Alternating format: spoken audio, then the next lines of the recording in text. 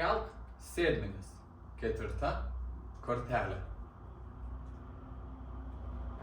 Patogiai atsisėskime, įsitaisykime tvirtai, maloniai savo padėtyje, kur bebūtume.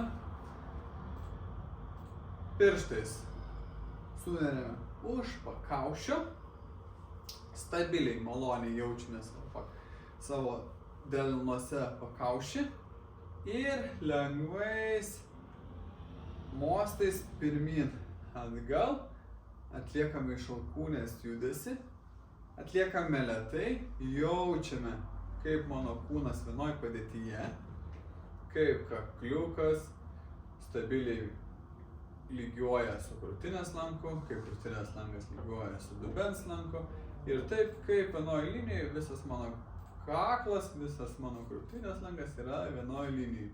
Jaučiu, kaip pečiai pakilę ne į viršų, o stabiliai laisvai jaučiasi, kaip mentis bučiuojasi prie stuburiuko, kaip atlieka suvedimą ir judesys nėra lengvas, jis turi būti sunkus, nes dirba jūsų raumenukai ir tokiu būdu atidarom krūtinę, uždarom, atidarom krūtinę, uždarom, susivedam mentis, atsipalaiduoja, susivedam mentis, atsipalaiduoja ir paaktyvinam.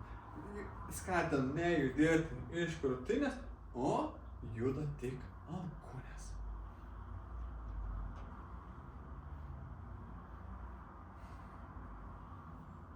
Kelk sėdmenis.